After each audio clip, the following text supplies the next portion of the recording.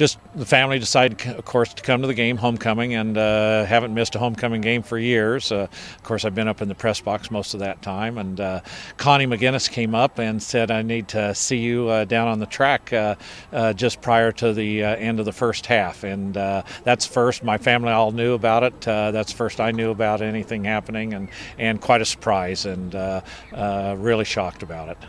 A couple more questions, of course. Give our listeners an idea of who you are, when you graduated from Shenandoah, and you obviously stayed in town. Yep. Graduated in 1967 from Shenandoah. Jim Martin's my name, of course. Went to college. After college for 4 years, I went and worked in Omaha for 3 years, then came back in 1973 and went into business with my dad.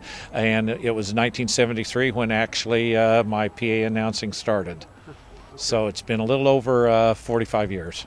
Take us through that time, not only the announcing itself, of course, but how football has changed. I mean, just if you want to take us through some of those years and just describe it a little bit for us. Oh, I've seen the ups and downs of course, Mustang and Phillies athletics over the years. Seen the real high points back in the 80s in football when we were perennial powerhouse teams and would go to the playoffs all the time. Of course, seen a lot of good Phillies athletics over the years, and from anywhere from volleyball to wrestling. That's kind of where I started.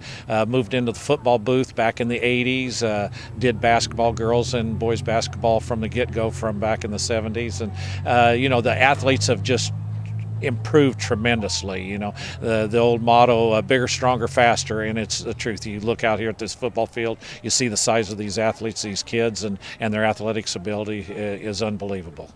And final question, maybe even a statement.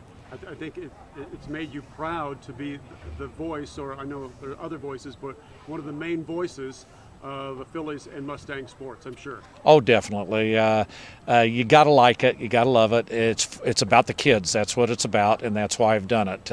No personal gain out of it. Just enjoy it and tried to do the best I could, relaying all the information that I could to the fans that were watching up in the bleachers.